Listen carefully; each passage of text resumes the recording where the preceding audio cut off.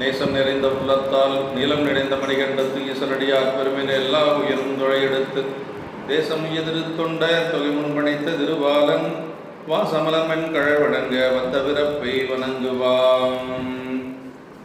தூக்கு செய்திருத்தொண்ட தொகை விரி வாக்கினால் சொல்ல வல்ல பிரான்யங்கள் பாக்கிய பயனாம் பதை குன்றைவால் செக்கிழாரடி சென்னி இருத்துவாம்.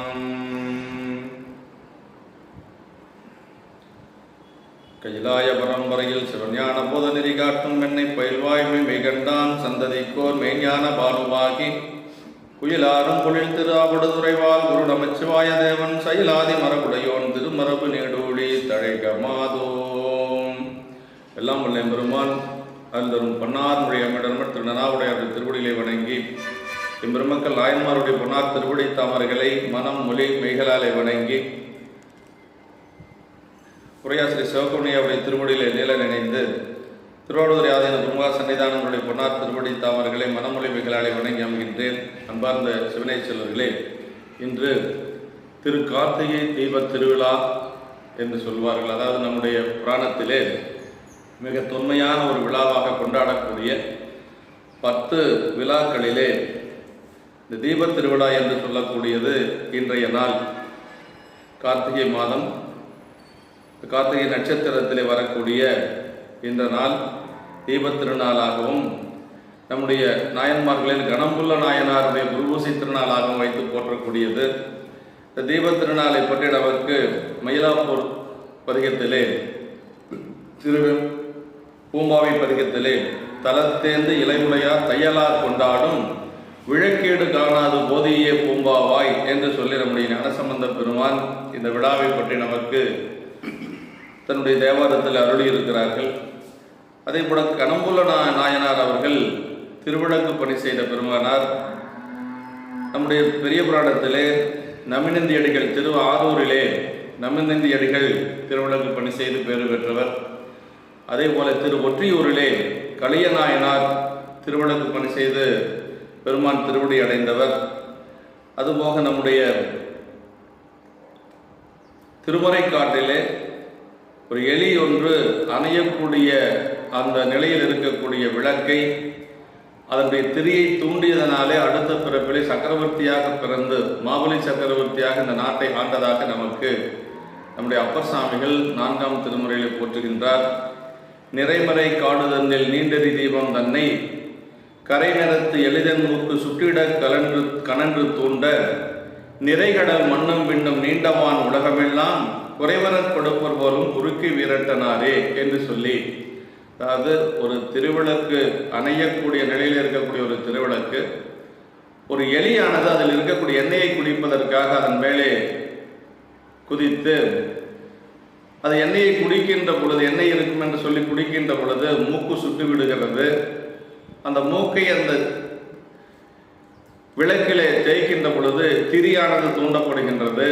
அப்பொழுது பெருமான் அணையக்கூடிய தருவாயில் இருக்கக்கூடிய விளக்கை தூண்டியவர்கள் அடுத்த பிறப்பிலே அரசனாக பிறக்க வேண்டும் என்று சொல்லி அருள் செய்ய அந்த எளிதான் அடுத்த பிறப்பிலே மாபலி சக்கரவர்த்தியாக பிறந்தது என்று சொல்லி நமக்கு புராணங்களிலே சொல்லப்படுகின்றது.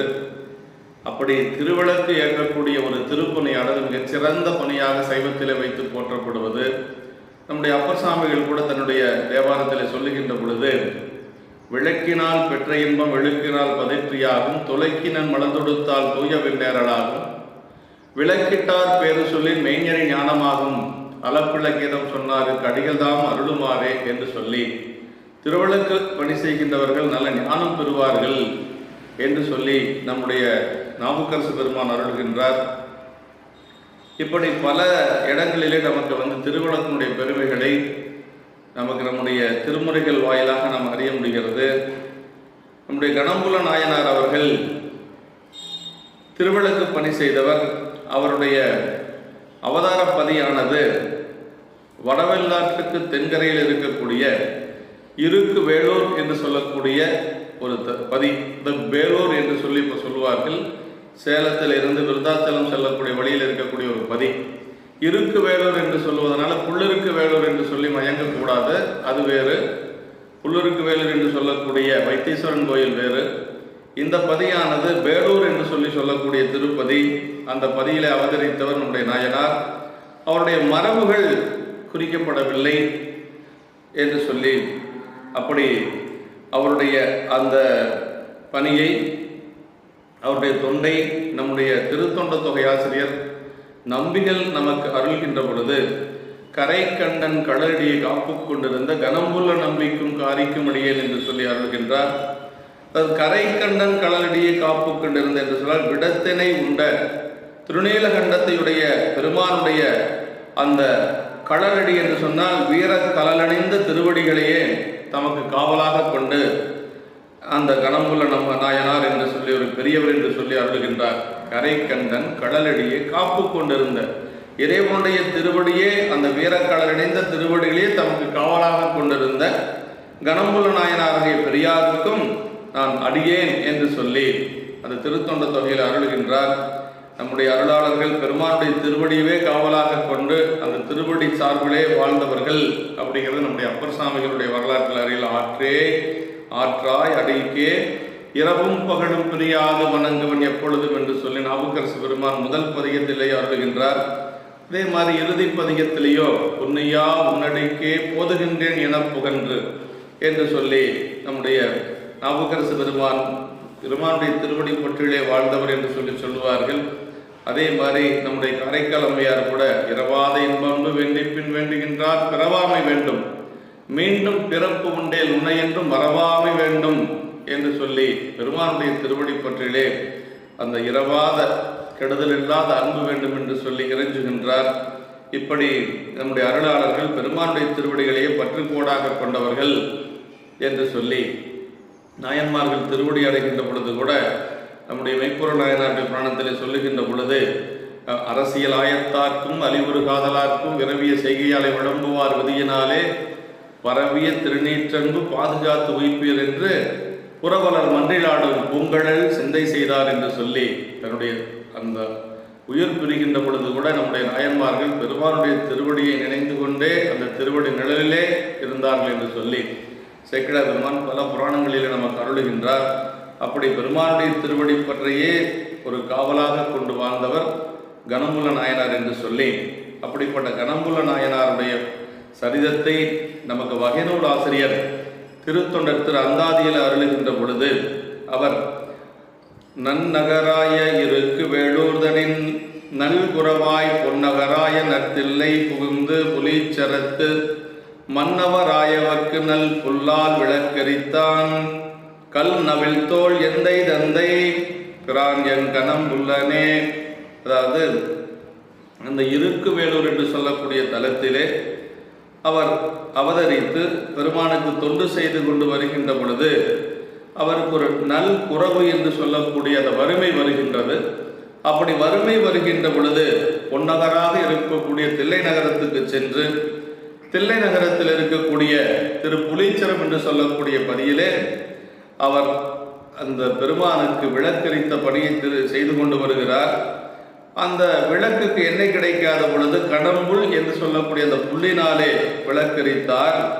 கல்நவில் தோல் எந்தை தந்தை என்று சொல்லி அப்படிப்பட்ட கடம்புள்ளர் என்று சொல்லி நம்முடைய வகை நூலாசிரியர் நமக்கு கல் போன்ற வலிய தோள்களையுடைய எம் தாதையின் முதல் குணமாக கடம்புள்ளர் என்று சொல்லி என்ற பெரியோரே என்று சொல்லி, அதாவது கல்நவில் தோல் எந்தை தந்தை என்று சொல்லி நம்முடைய வகை நூலாசிரியர் அருளுகின்றார்.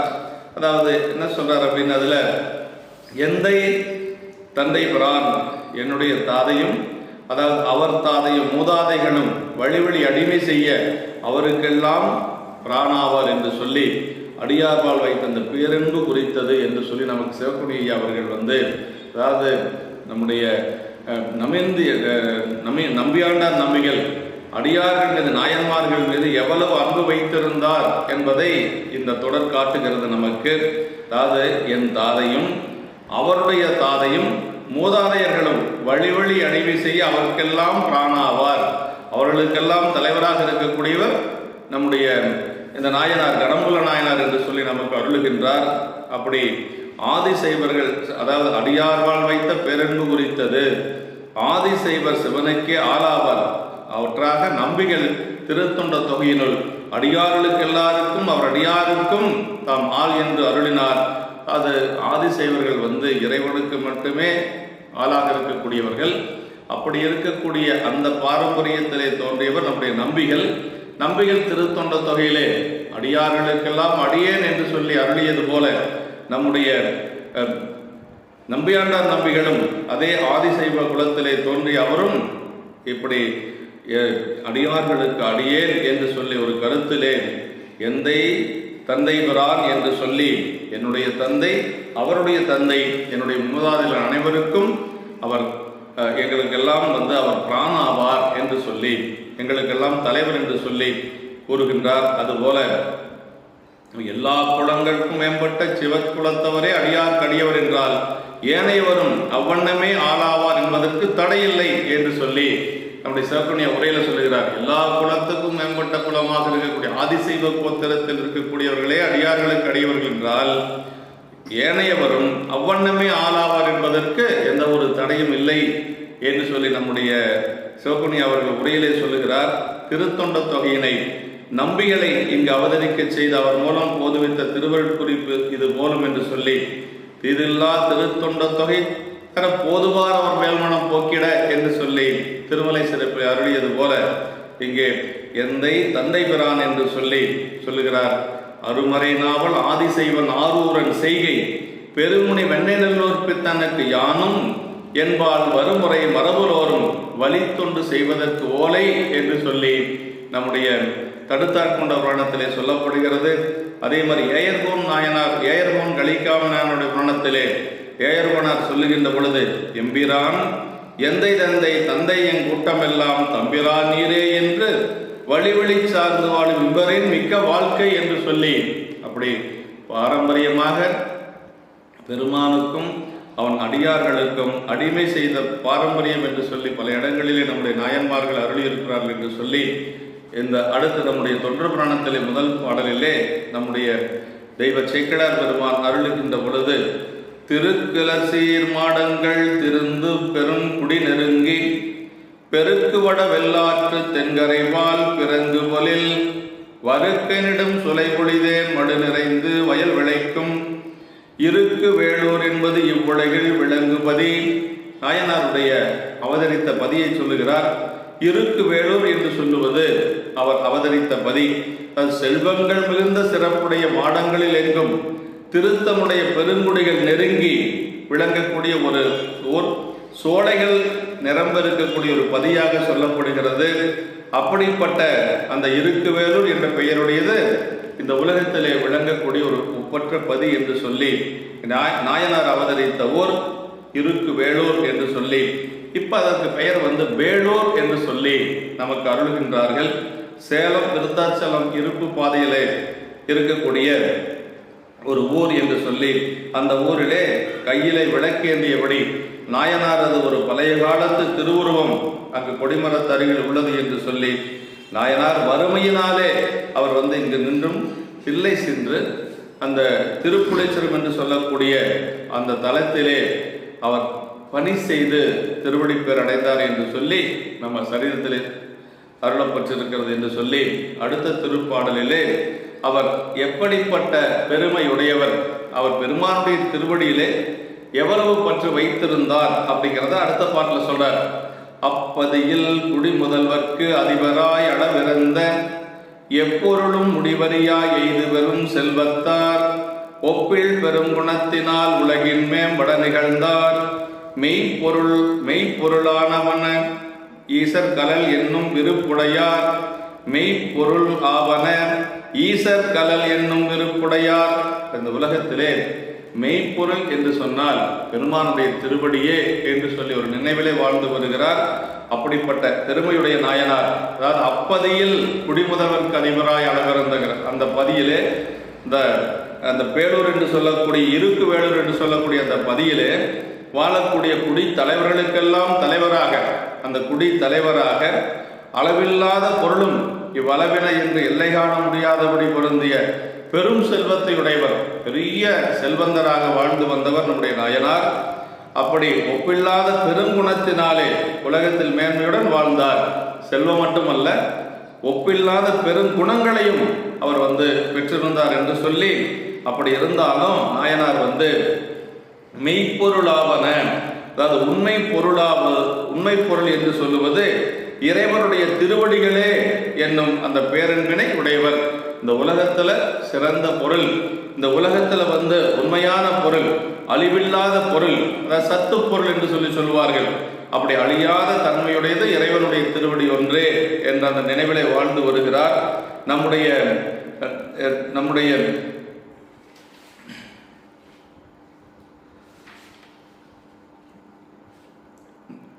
நாயனார்களுடைய, அதாவது நம்முடைய சண்டீஸ்வர நாயனாருடைய புராணத்திலே தெய்வ சேக்கிழார் பெருமான் அருளுகின்ற பொழுது, சண்டீஸ்வர நாயனாருக்கு கொஞ்சம் நினைவு வருகின்ற பொழுது, அவர் ஒரு வயதிலே அவருக்கு அந்த பழைய நினைவுகள் எல்லாம் வருகிறது.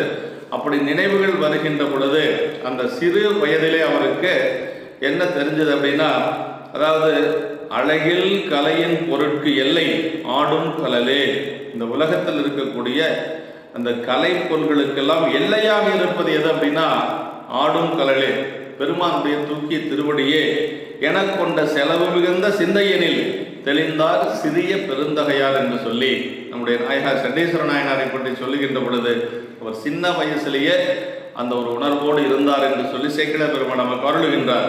அழகில் கலையின் பொருட்கு எல்லை ஆடும் கடலே என்று சொல்லி, அப்ப பெருமானுடைய அந்த ஆடும் கடல் ஒன்றுதான் எல்லா பொருள்களுக்கும் எல்லையாக இருக்கக்கூடியது என்று சொல்லி, இதை சிறிய பெருந்தகையார் தெளிந்தார் சிந்தையனில் சிறிய பெருந்தகையார் என்று சொல்லி நாயனாருடைய புராணத்திலே சேக்கிழார் பெருமான் அருளுகின்றார்.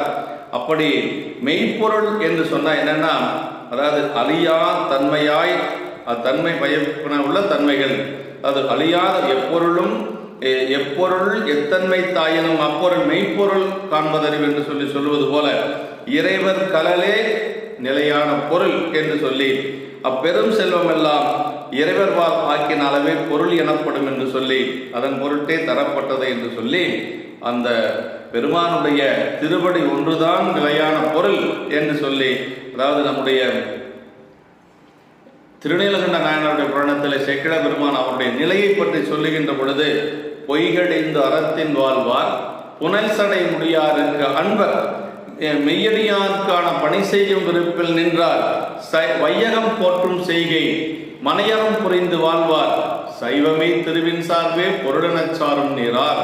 அப்படின்னா சைவமே திருவின் சார்பே பொருளனச்சாரும் நீரார் என்று சொல்லி திருநீலகண்ட நாயனார் புராணத்தில் சேக்கிழார் பெருமான் அருளுகின்ற பொழுது, அந்த சைவ மெய்த்திரு அப்படின்னா என்னங்கிறதுக்கு நமக்கு சிவகுனியா அவர்கள் பொருள் விளக்கம் சொல்லுகிறார். சைவ மெய்த்திரு என்று சொல்வது உலகத்திலே அழியாத பொருள் திருநீர், உருத்தராக்கம், சீவஞ்சாக்கரம் என்று சொல்லக்கூடிய ஐந்தெழுத்து, இதுதான் உலகத்தில் அழியாது இருக்கக்கூடியது என்று சொல்லி, அந்த சைவமை திருவின் சார்பே பொருளென சாரும் நீரார் என்று சொல்லி அந்த திருநீலகண்ட நாயனாருடைய புராணத்திலே நமக்கு அருளுகின்றார். அதே மாதிரி நம்முடைய ஞானசம்பந்த பெருமான் சொல்லுகின்றது, வேதம் நான்கிலும் மெய்ப்பொருளாவது நாதன் நாமம் நமச்சிவாயம் என்று சொல்லி, இந்த மெய்ப்பொருளாக இருக்கக்கூடியது பெருமானுடைய ஐந்தெழுத்து என்று சொல்றார். அதே மாதிரி நம்முடைய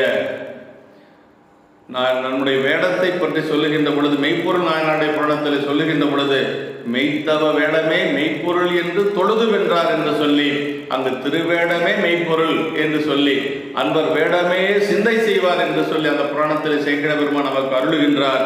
இப்படி அதாவது உலகத்திலே மெய்ப்பொருளாக இருப்பது இறைவனும் அவனுடைய வேடமும் தான் என்று சொல்லி சேக்கிழார் பெருமான் நமக்கு பல இடங்களில் சொல்லுகின்றார். நம்முடைய உண்மை விளக்கத்திலே சொல்லுகின்ற பொழுது, பொய்காட்டி பொய்யகற்றி போதானந்த பொருளாம் மெய்காட்டு மெய்கண்டா என்று சொல்லி நமக்கு உண்மை விளக்கத்திலே சொல்லப்படுகிறது.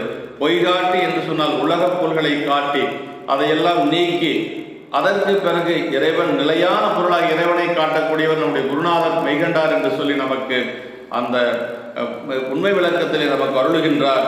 அப்படி மெய்ப்பொருளாக இருப்பது இறைவனுடைய திருவடி ஒன்றே. மெய்ப்பொருள் ஆவன ஈசர் கடல் என்னும் விருப்புடையார் என்று சொல்லி இந்த பாடலில் நமக்கு அருளுகின்றார் என்று சொல்லி, அடுத்த திருப்பாடலிலே அவர் அந்த தொண்டை செய்து கொண்டு வருகிறார். அப்படி தொண்டு செய்து கொண்டு வருகின்ற பொழுது அவருக்கு ஒரு வறுமை வருகிறது. அப்படி வறுமை வந்த உடனேயே அவர் என்ன செய்தார் என்று சொன்னால், இங்கிருந்து தில்லையம்பதி செல்லுகிறார். தில்லையம்பதி சென்று அங்கு பெருமானுக்கு தொண்டு செய்கிறார். திருப்புலீச்சரம் என்று சொல்லக்கூடிய பதியிலே அதான் சொல்றார், தாவாத பெருஞ்செல்வம் தலை நின்ற பயன் இது என்று ஓவாத ஒளி விளக்கு சிவன் கோயில் உள் எரித்து நாவார பரவுவார் நல்குறவு வந்து எய்த தேவாதி தேவர்பிரான் திருத்தில்லை சென்றடைந்தார். அவர் திருத்தில்லை சென்றது தாவாத பெருஞ்செல்வம் தலை நின்று பயனிது என்று ஓவாத ஒளி விளக்கு அப்படிங்கிற, அதாவது கெடாத பெருஞ்செல்வங்கள் எல்லாம் பெரும் சிறந்த பயன் இதுவேயாம் என்று துணிந்து நீங்காத ஒளி தரும் திருவிளக்குகளை பெருமான் திருக்கோயில் உள்ள எரித்து நாவார துதிப்பாராக இந்த நாயனார். அப்படின்னா திருவிளக்கு போடுவது, பெருமானை தன்னுடைய திருவாக்கின் மூலமாக பாடி பரவுவது, இறைவனுக்கு தொண்டு செய்வது, அவனுடைய திருவிடைகளை பாடி பரவுவது. அப்படி செய்து கொண்டிருக்கிற பொழுது வறுமை வருகிறது. அப்படி வறுமை வருகின்ற பொழுது அவர் தேவர்களுக்கெல்லாம் ஆதி தேவனாகி இறைவர் எழுந்தருளி இருக்கக்கூடிய திருத்தில்லையனை சென்று அடைந்தார் என்று சொல்லி சொல்றாங்க. அப்படின்னா நல்குறவு அப்படின்னா, அதாவது செல்வன் கலலேத்தும் செல்வம் செல்வமே என்று சொல்லி ஞானசம்பந்த பெருமான் அந்த நல்குறவு எல்லாவற்றையும் நீக்கும் பெருஞ்செல்வம் உடைமையராகிய இறைவர் வெளிப்பட வீற்றிருந்தாலும் இடமாதலின் தில்லைக்கு சென்றடைந்தார் என்பது குறிப்பு. அதாவது அவருக்கு வறுமை வந்தது, அதாவது பொருட்செல்வம் குறைந்தது அவருக்கு வாழ்க்கையில.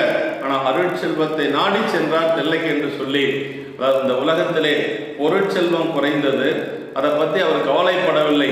அதற்கு அடுத்து அதை விட உயர்ந்த அந்த அருட்செல்வத்தை தேடி அவர் தில்லையம்பதிக்கு சென்றார் என்று சொல்லி அதை நல்குறவு என்று சொல்லி சொல்றார். நல்குறவு அப்படின்னா வறுமை என்று சொல்லி அர்த்தங்க.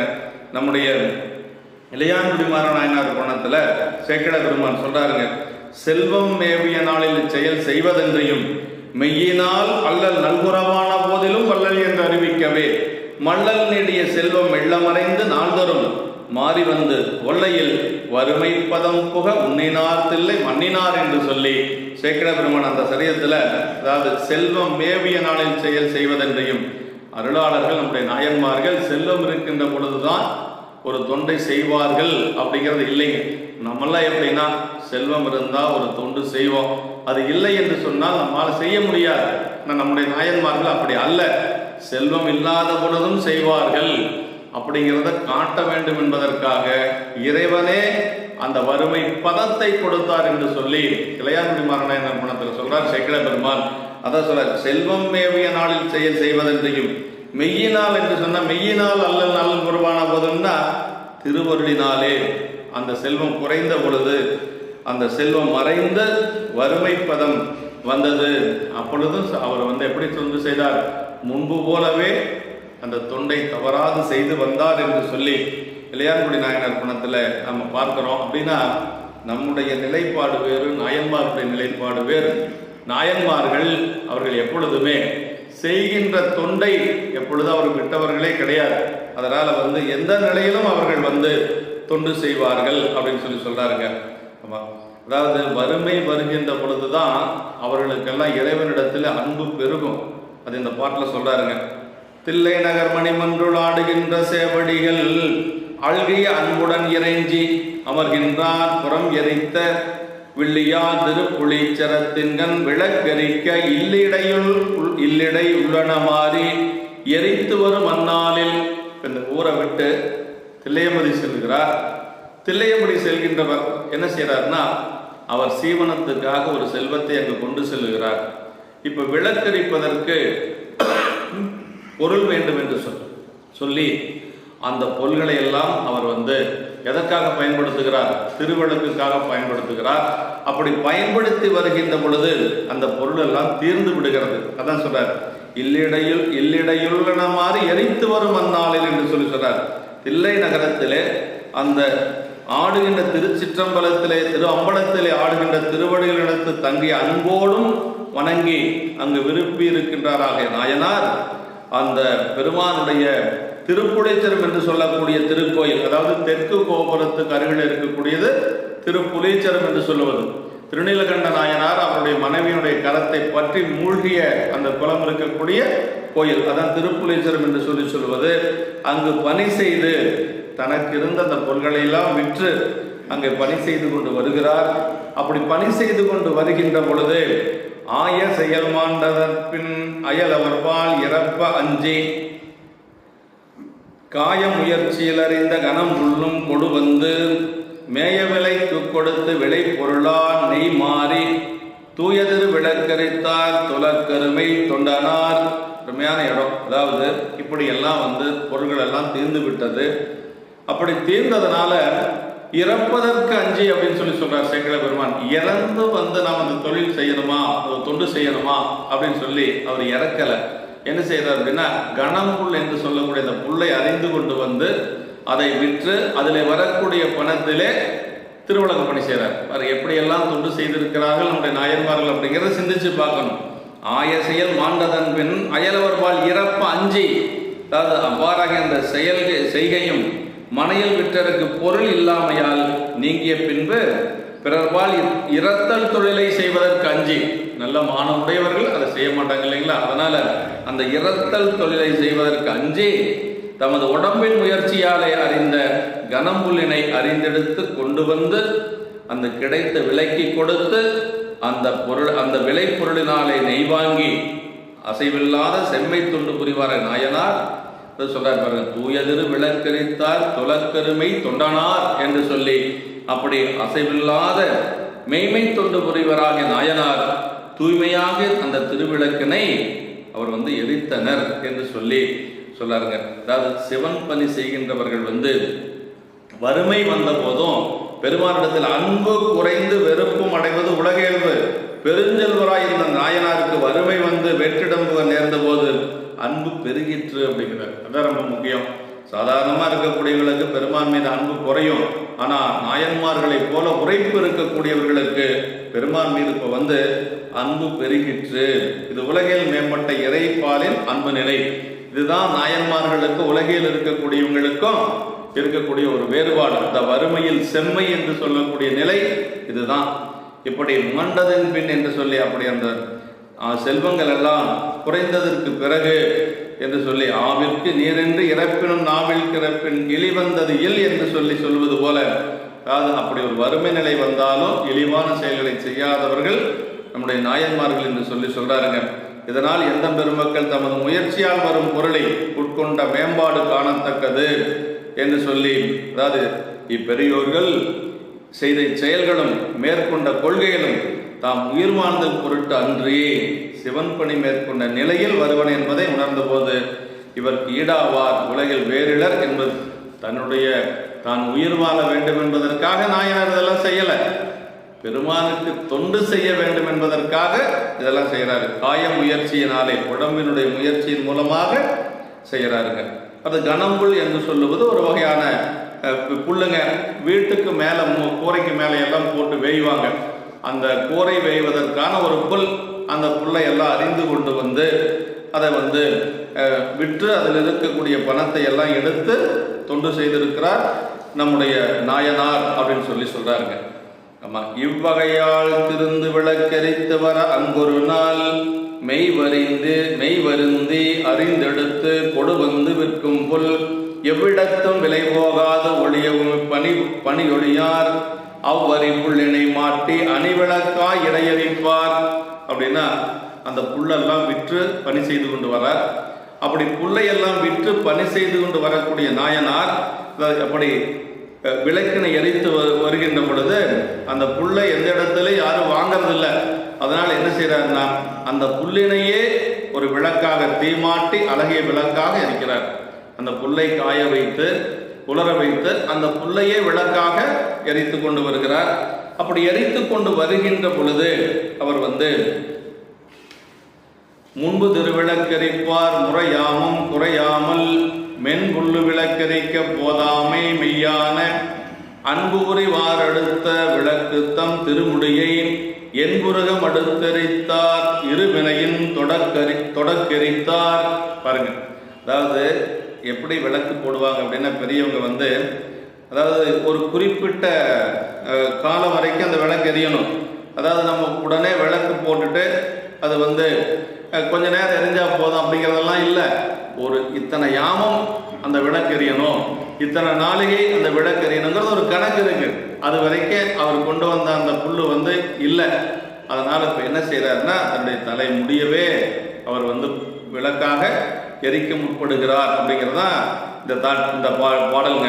இறைவரது திருமுன்பு விளக்கு எரிக்கும் முறைப்படி உள்ள யாமம் என்னும் கால அளவில் குறையாமல் முன்பு திரு விளக்கெரிப்பார் முறையாமம் குறையாமல்.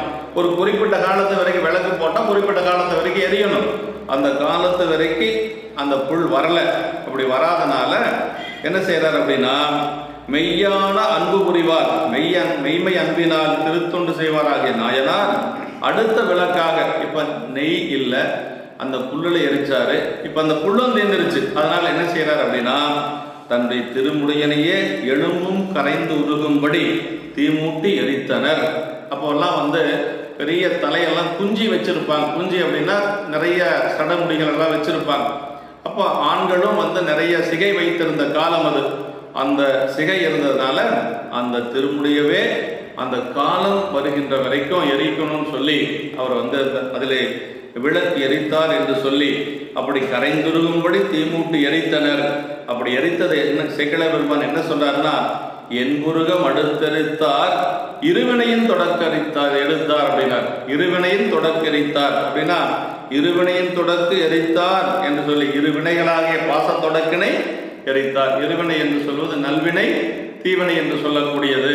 அந்த ரெண்டு வினைகளையும் அவர் எரித்தது போல் இருந்தது என்று சொல்லி, அதாவது நெய் விளக்கு இல்லாத போது அடுத்தது புல்விளக்கு, அது தீர்ந்த போது அடுத்தது முடிவிளக்கு என்னும்படி இந்த முடியை விளக்காக சொல்றார் சிவப்புடைய உரையில சொல்லுகின்ற பொழுது என்று சொல்லி இருவினையின் தொடக்கரித்தார். இருவினை போகமாக வருவது உடம்பெடுத்தலாகிய பிறவி. அதாவது இந்த உடம்பு நமக்கு எப்படி வருது அப்படின்னா, இருவினையின் காரணமாக வரக்கூடியது உடம்பு. நல்வினை தீவினை என்று சொல்லக்கூடிய இருவினையின் காரணமாக வரக்கூடியது. அப்படி அந்த பிறவி இதற்கு முடிவிளக்கரித்த செயல் விளக்கரித்த அதனோடு அமையாது இவரது இருவினை பாச தொடர்பை எரித்த செயலேயாகவும் பயன் தந்து மேல் பிறவி இல்லாமல் செய்தது. இவர் முடியை எரித்தது அந்த இருவினையும் நேராகி இருவினையொப்பு என்று சொல்லக்கூடிய அந்த நிலை எய்த பெற்று அவர் இந்த பிறப்புக்கு வாராது.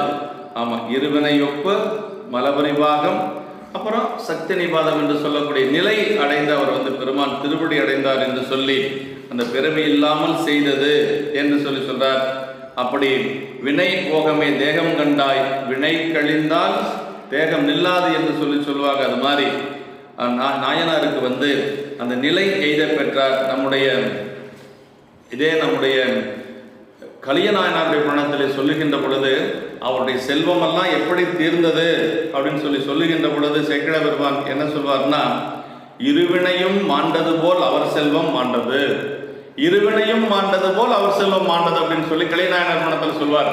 அவருடைய செல்வம் குறைஞ்சிருச்சுங்க. அந்த செல்வம் குறைஞ்சதுக்கு ஒரு உதாரணம் எப்படி சொல்லார்னா, அவருடைய இருவினை மாண்டது அதுபோல அந்த செல்வம் மாண்டது என்று சொல்லி இப்ப இந்த இடத்துல நாயனாருடைய இருவினையும் நீங்கியது இருவினையின் தொடர்க்கு எரித்தார் என்று சொல்லி, அப்படி நாயனார் இப்ப எப்படி இருக்கிறார் அப்படின்னா, இருவினையொப்பு மலபுரி பாகம் வரப்பெற்று சக்தி நிபாதம் இருக்கக்கூடிய நிலை இருக்கிறார். அடுத்து பெருமானுடைய திருவடி பேரு தான் அவருக்கு கிடைக்க போகுது. அப்படி திருவடி பேரு எப்படி கிடைச்சது அப்படிங்கிறது தான் இந்த திருப்பாடல திருவடி பேரு கிடைத்ததை இந்த திருப்பாடல சொல்லாருங்க.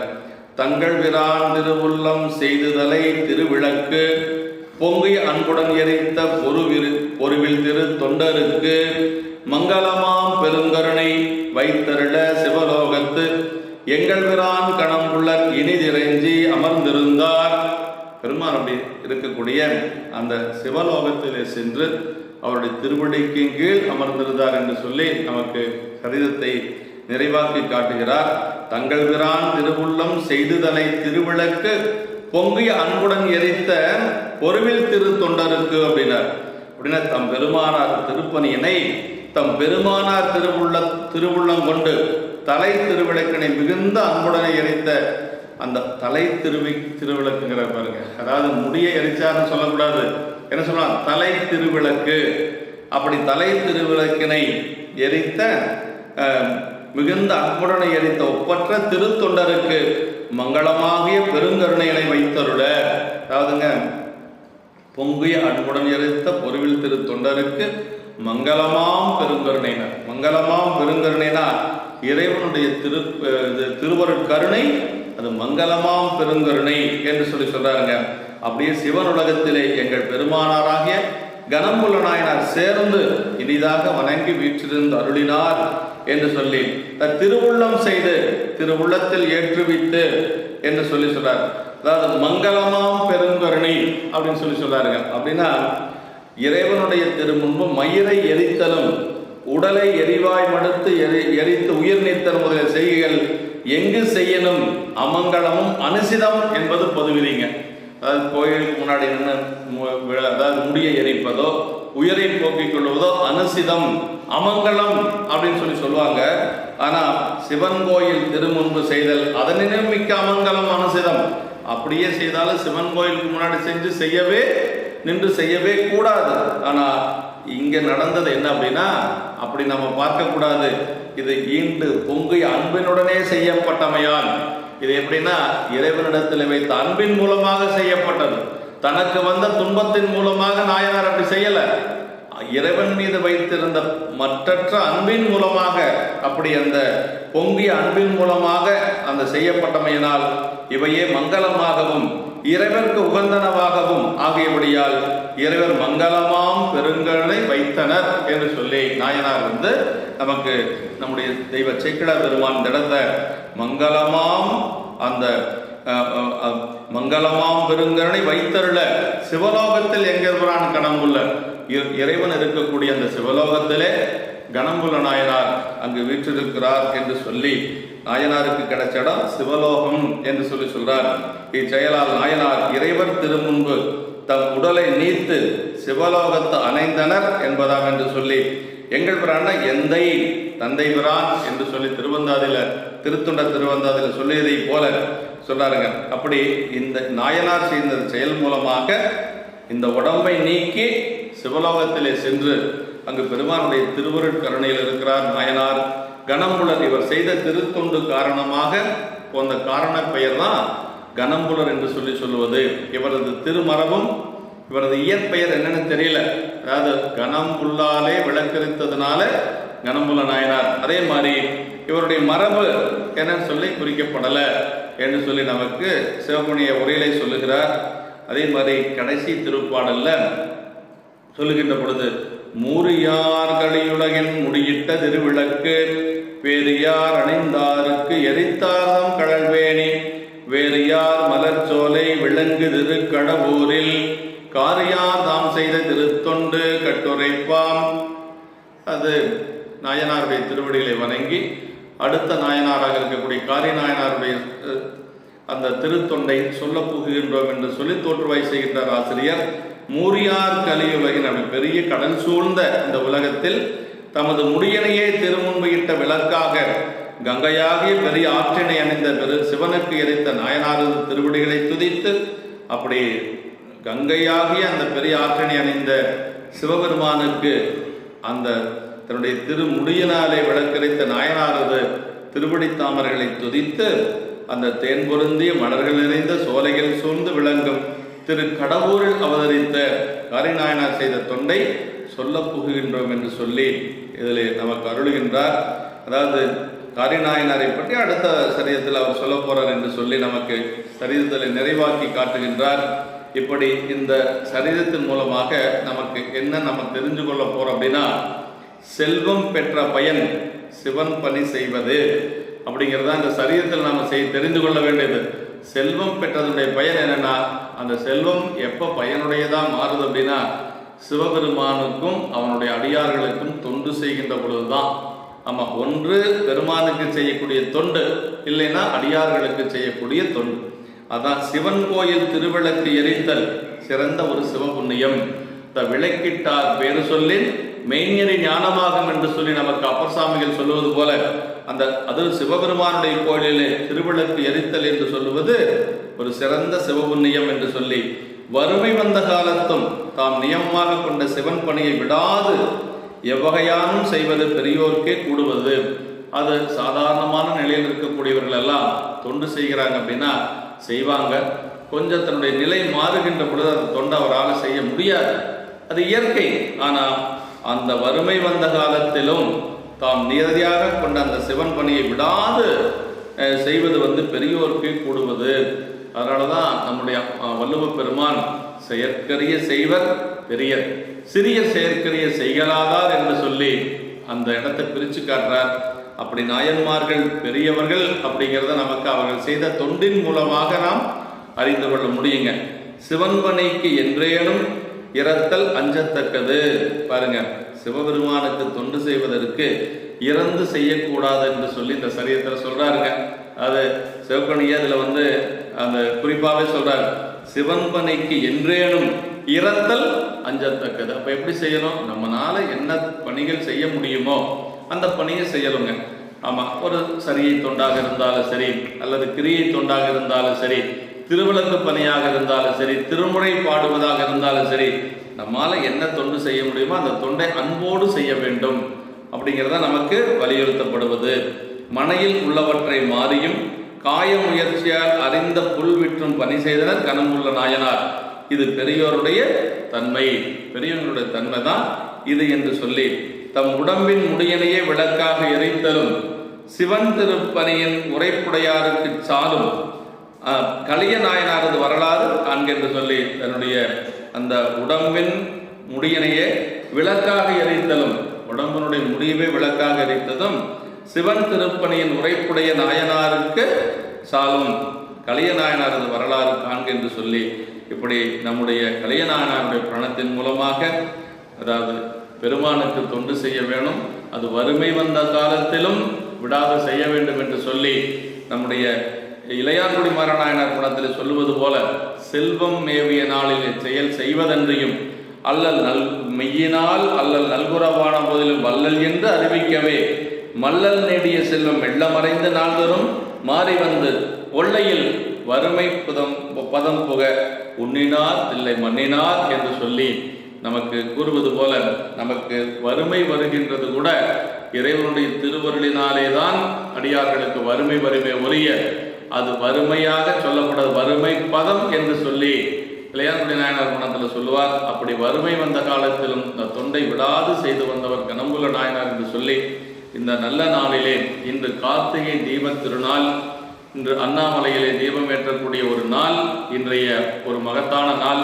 அது நம்முடைய திருமுறைகளிலும் நம்முடைய பூம்பாவை பதிகம் என்று சொல்லக்கூடிய அந்த மட்டிட்ட புண்ணியம் காணல் என்று சொல்லக்கூடிய திருப்பதிகத்திலையும் நம்முடைய ஞானசம்பந்த பெருமான் அதை சொல்லுகின்ற பொழுது, தொல் கார்த்திகை நாள் தலத்தேர்ந்து இளமுறையால் தையலார் கொண்டாடும் விளக்கீடு காணாதே பொதியோ பூம்பாவாய் என்று சொல்லி நமக்கு அருளி இருக்கிறார் என்று சொல்லி நம்முடைய நாயனாருடைய திருவடி தாமர்களை மனம் மொழி மெய்களாலே வணங்கி குருமகா சன்னிதானங்களுடைய பொன்னார் திருவடிகளை வணங்கி அமைகின்றோம். என்றும் இன்பம் பெருகும் இயல்பினால் ஒன்று காதலித்து உள்ளமும் ஓங்கிட மன்றுடார் அடியார் அவர் வான்புகள் நின்றதெங்கும் நிலவி உலகலாம். திருச்சிற்றம்பலம்.